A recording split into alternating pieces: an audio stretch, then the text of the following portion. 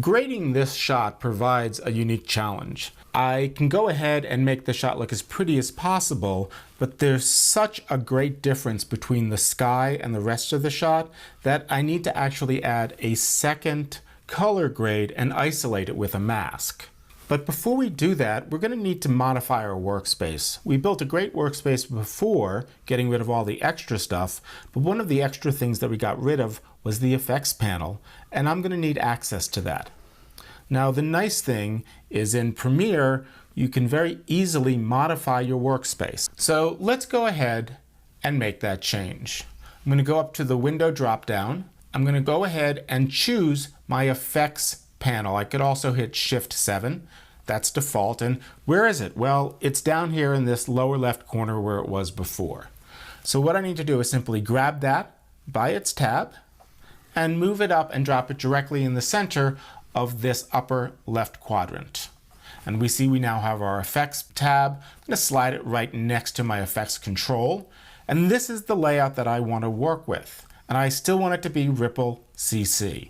So all I have to do now is go to Window, Workspaces, Save Changes to this workspace. Now, Ripple CC has been updated, and I will always have my Lumetri scopes, my effects controls, and my effects all next to each other. Now that we have this all set up, let's go ahead and put our first grade on our clip. So I'll go over here to the scopes, and the first thing I want to do is I'm going to do an auto correct. I'm going to see how that works for me. So I'm going to go up to the basic corrections, simply press auto. It gets me pretty close. I may pull down my highlights just a little bit. That's nice. And I think that's good, but I want to add a little more contrast to the scene. So I'm going to go ahead, open up curves, and I'm just going to click up here and bring down the luminance levels in the brightest parts of the image. And that punches up my sky pretty nicely. So I'm happy with the general look of this image, but I really want to focus on the sky now. And that's where adding a second Lumetri color effect comes into play. I'm going to switch over to the effects control panel, and you'll notice that I do have my initial Lumetri color effect in place. So to put a second one on, I switch to the effects tab.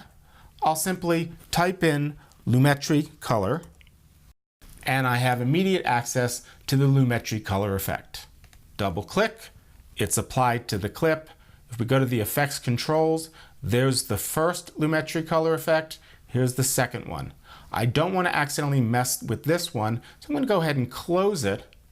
And now I can grade just the sky. So the first thing I need to do is create my mask. And you have a choice of masks to work with. You can use a circle, or you can make it an ellipse, a square, or you can actually use a pen tool and draw any shape you want. I'm going to keep it simple. I'm going to simply use the square, a 4-point polygon, and position it where I want. And I need to grow this mask. And if you just grab one of the corners, it will actually just distort it. Let me hit undo, and instead of grabbing the corner, I'm going to bring it close to the corner, and you'll notice that my cursor has changed to that curve so I could rotate it. Not what I want to do. But with this positioned exactly in the same place, I press the Shift key, and now I can easily stretch out the mask without changing its shape.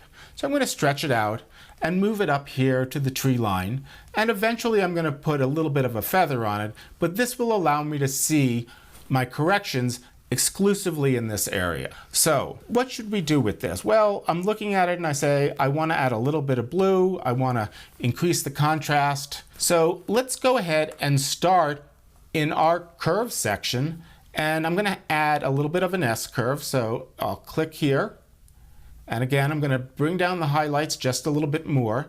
And the beauty of this is it's not affecting everything below the mask that I did in the previous correction. And so the shadows don't get too dark. That's good. And now the magic comes in. This has kind of changed it a little bit. We can toggle it off and on and see that, yes, there's definitely some more punch to the clouds, but I also want it to be a little bit more blue. So I'm going to start off by clicking on the little blue dot here to isolate the blue area and maybe bring it over a little bit and add a second control point. And now I can pull up the color in just the blue area. I have a pretty broad area here. And this is going to let me make the blues a little more saturated. Once again, I like toggling on and off an effect to see how it looks. So this is really nice. And the last thing I might do is just punch up the saturation in the sky. And I could go back to my basic correction, and a little bit goes a long way. Maybe I'll just bring it up to about 115, 120. There we go. And again, turning it off and on, I see a pretty subtle change, but I like it. You don't want your effect to look like an effect. The key to grading a clip is having your audience not know you've changed anything. The last thing I want to do is I want to just add a little bit of a feather here. So I'll go over back into my effects control panel, grab feather, move it up, soften it a little bit so we don't see any kind of a hard line. And then if I click off the mask anywhere else here, it goes away and I can see this without that distracting line. And once again, I always like to toggle on and off. So this is what the secondary color effect is doing. And if I want to see what the original one looked like, the best thing to do is simply make sure that you're in your sequence, hit the F key to do a match frame, and you can see there's a pretty dramatic difference between what's on the left side and what's on the right side. So as you see, adding a second color correction and then a mask to isolate it allows you to bring your color grading to a new height.